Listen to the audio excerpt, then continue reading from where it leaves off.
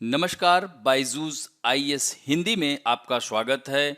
आज हम लोग 6 अक्टूबर के दैनिक क्विज की चर्चा करेंगे, जो कि आपके परीक्षा के दृष्टिकोण से लाभदायक सिद्ध हो सकता है। तो आइए आज का पहला प्रश्न देखते हैं। आयुष्मान भारत योजना यह बहुत ही महत्वाकांक्षी योजना है। तो इसके संदर्भ में निम्नलिखित कथनों में से कौन सा से सही हैं। तो इसमें पहला कथन है, राष्ट्रीय स्वास्थ्य प्राधिकरण योजना के क्रियान्वयन के लिए यह जिम्मेदार एजेंसी है। पहला कथन इसमें दिखा रहा है। दूसरा कथन है, योजना के तहत कैंसर जैसी बड़ी बीमारियों को शामिल नहीं किया गया है। क्या यह कथन भी सत्य है? तीसरा है, कोविड महामारी से सीखते हुए योजना के तहत अब ब्लैक फंगस के उपचार को भी शामिल किया गया है। तो यहाँ पर आप देख सकते हैं कि कौन सा कथन सही है। तो यहाँ पहला कथन सही है और तीसरा भी सही है, तो अतः उत्तर सी हो जाता है। और इस योजना के तहत कैंसर जैसी बड़ी बीमारियों को शामिल नहीं किया गया है। यहाँ पर यह नहीं जो दे दिया, यही कारण है यह कथन असत्य हो जाता है। तो यहीं पर थोड़ा सा एक आज द हिंदू समाचार पत्र में यह आया हुआ है कि health benefit package under Ayushman Bharat revised. तो आयुष्मान भारत योजना 2018 में प्राथमिक, माध्यमिक, तृतीयक सभी स्तरों पर स्वास्थ्य के मुद्दों को संबोधित करने के लिए शुरू की गई थी। तो इसके दो घटक हैं, प्रधानमंत्री जन आरोग्य योजना, जिसे पहले स्वास्थ्य सुरक्षा योजना, और यह दूसरा घटक क्या है, स्वास्थ्य एवं कल्याण केंद्र। तो यह पूरी तरह से सरकार द्वारा वित्त पोषित दुनिया की सबसे बड़ी स्वास्थ्य बीमा योजना या आश्वासन योजना के रूप में इसे जाना जाता है। और यह योजना भारत में सार्वजनिक यानी सरकारी और निजी सूचीबद्ध अस्पतालों में यह 5 लाख प्रति वर्ष प्रति परिवार को धनराशि लाभार्थियों को मुहैया कराई जाती है। किसके लिए? स्वास्थ्य उपचार के लिए। कहां पर? सार्वजनिक और निजी क्षेत्र के अस्पतालों में। तो इससे 10 करोड़ यानी 10.74 करोड़ यानी 10.74 करोड़ से भी अधिक गरीब व वंचित परिवार, जिसमें करीब 50 करोड़ लाभार्थी शामिल होंगे, जिन्हें यह लाभ मिलता है। तो इस तरह से यह जो है योजना अस्पताल में भर्ती होने से 3 दिन पहले और 15 दिन बाद तक का नैदानिक उपचार, स्वास्थ्य इलाज, दवाइयां, यह सब मुफ्त में उपलब्ध कराई जाती हैं। और यह एक पोर्टेबल योजना है। इस योजना में 1393 प्रक्रियाएं और पैकेज शामिल हैं। अब बढ़ते हैं दूसरे प्रश्न की ओर। निम्नलिखित में से कौन सा देश क्वाड का सदस्य है लेकिन ऑकस का सदस्य नहीं है? दोस्तों, इस पर कल भी लेख पर हम लोगों ने डीएनए में चर्चा की थी। तो इसके बारे में आप लोग एकदम जान गए होंगे कि ऑकस क्या है और क्वाड क्या है। तो क्वाड जो है यह देश, इसमें अमेरिका, भारत, जापान और ऑस्ट्रेलिया है, जबकि ऑकस एक त्रिपक्षीय समझौता है जिसमें यूनाइटेड किंगडम, अमेरिका और ऑस्ट्रेलिया है। तो अब यहां पर जो प्रश्न की मांग है कि कौन सदस्य नहीं है जो कि क्वाड का है लेकिन ऑकस का नहीं है, तो वो आंसर ए हो जाता है, यानी भारत इसका सदस्य नहीं है। तो उत्तर ए हो गया। अब यहां पर क्वाड के बारे में जान लीजिए और ऑकस के बारे में, जैसा कि हमने आपको बताया ही। तो इस तरह से ऑकस के बारे में यह आई हुई है द हिंदू में खबर, इसे जरूर देखेंगे। अब बढ़ते हैं तीसरे प्रश्न की ओर। भारत में उच्च न्यायालयों के न्यायाधीशों के स्थानांतरण यानी इसके जो है ट्रांसफर के संदर्भ में निम्नलिखित कथनों पर विचार कीजिए। कॉलेजियम की सिफारिशों के आधार पर राष्ट्रपति उच्च न्यायालय के न्यायाधीशों का स्थानांतरण कर सकता है। यह कथन एकदम सत्य है। उच्च न्यायालय के न्यायाधीशों के स्थानांतरण का निर्णय न्यायिक समीक्षा के अधीन नहीं है। यह कथन असत्य हो जाता है। और तीसरा कथन है, स्थानांतरण आदेश जारी किए जाने से पहले राष्ट्रपति द्वारा संबंधित राज्य के राज्यपाल से भी परामर्श किया जाता है। तो यह भी कथन सत्य हो जाता है, परामर्श की आवश्यकता नहीं होती है। तो यह जो है सुप्रीम कोर्ट यानी कॉलेजियम व्यवस्था के अंतर्गत कुछ दिन पहले ही हमने इसके बारे में बताया था। तो इसमें केवल कथन एक सही होगा, अतः उत्तर ए होगा। तो यह आया हुआ है 15 हाई कोर्ट जजेस ट्रांसफर। तो यह कोलेजियम व्यवस्था के तहत देखिए दिया हुआ है कि names were recommended to law ministry by the Supreme Court collegium a fortnight ago. देख रहे हैं ना, सुप्रीम कोर्ट कॉलेजियम, तो सुप्रीम कोर्ट कॉलेजियम देता है और यह जो है इसमें 4 वरिष्ठ जजों के साथ साथ चीफ जस्टिस यानी 5 सदस्यीय यह कॉलेजियम व्यवस्था होती है।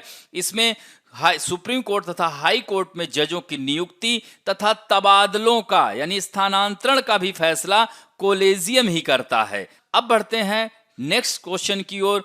प्रायः चर्चा में रहने वाला श्रीलंका के संविधान में 13वां संशोधन किससे संबंधित है? इसकी भी चर्चा कल के डीएनए में हमने बहुत अच्छी तरीके से की है। इसमें पहला कथन है श्रीलंका के आंतरिक मामलों में अन्य राष्ट्रों द्वारा हस्तक्षेप न करना। क्या यह कथन सत्य है? दूसरा कथन है कि देश के 9 प्रांतों को यानी 9 प्रांतों को नियंत्रित करने के लिए स्थापित प्रांतीय परिषदों को शक्ति हस्तांतरण। यह कथन एकदम सत्य है। 13वें संशोधन में यह 1987 में हुआ था। उस समय तत्कालीन प्रधानमंत्री भारत की तरफ से राजीव गांधी हुआ करते थे और आर जयवर्धने श्रीलंका के राष्ट्रपति के बीच यह समझौता हुआ था। तो यह जो है कथन बी यहां पर यानी बी जो है ऑप्शन सत्य है। यह सार्वभौमिक वयस्क मताधिकार ये भी नहीं होगा। देश के विशिष्ट आर्थिक क्षेत्र पर नियंत्रण ये भी नहीं होगा।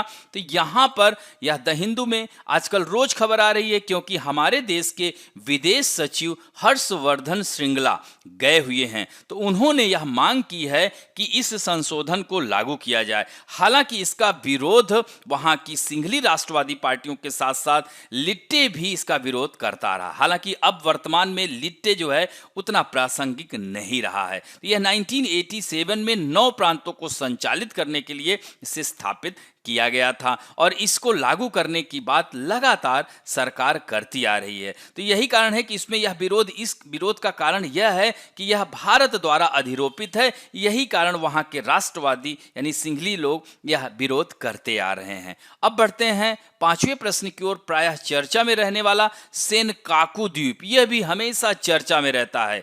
तो यह बीच क्षेत्रीय विवाद का एक हिस्सा है। किसके बीच है? तो यह चीन और जापान के बीच है। हालांकि दोस्तों द्वितीय विश्व युद्ध की अगर बात की जाए तो हिरोशिमा नागासाकी पर बम गिराए गए थे अमेरिका के द्वारा, परमाणु बम।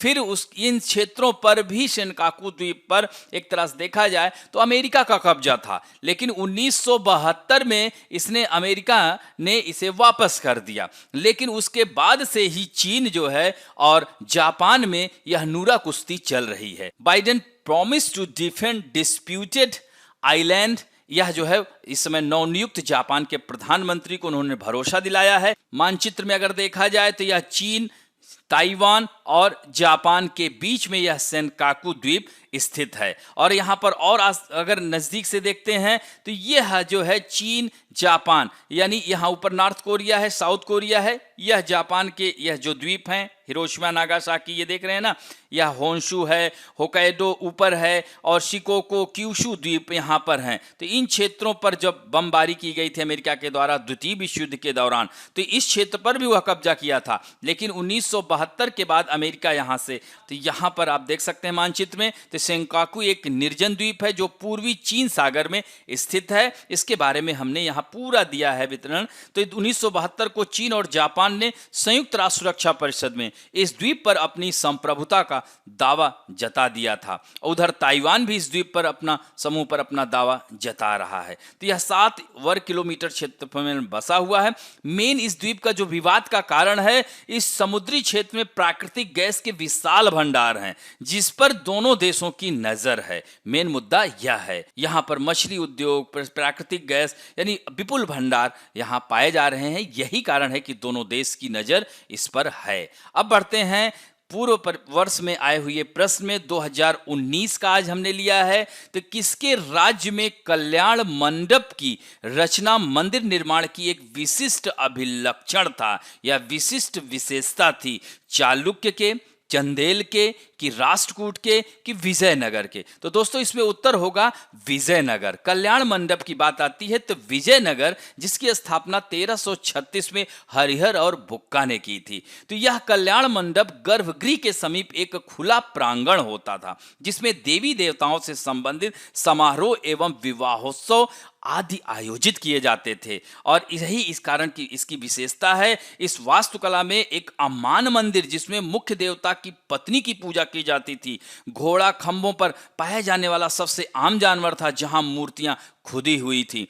हम्पी में विरूपाक्ष मंदिर और देवा राया का हजारा राम मंदिर वास्तुकला की विजयनगर शैली के प्रसिद्ध उदाहरण हैं। अब बढ़ते हैं दोस्तों आज के फैक्ट ऑफ द डे में। रोजगार में वृद्धि हुई है, यानी एम्प्लॉयमेंट राइजेज इन सितंबर, यानी 2021 सितंबर में रोजगार में वृद्धि हुई है। आप देख सकते हैं टोटल एम्प्लॉयमेंट, यहां पर इस ग्राफ के आधार पर ही देखेंगे तो यहां पर आपको वृद्धि दिखेगी। इन चारों ग्राफ को देखेंगे पांचों को तो यहां से आपको मिल जाएगा। तो यह सितंबर माह में कह सकते हैं कि चूंकि कोरोना वायरस की वजह से करोड़ों लोगों ने अपनी नौकरियां गंवानी पड़ी थी, तो पिछले साल सेंटर फॉर मॉनिटरिंग इकोनॉमी यानी CMIE ने रिपोर्ट में भी बताया था कि 1.77 करोड़ लोगों ने अप्रैल में नौकरी गंवाई थी। इसके बाद मई में 1 लाख लोगों की नौकरी गई और इस तरह से लगातार लोगों की नौकरियां जाती रहीं।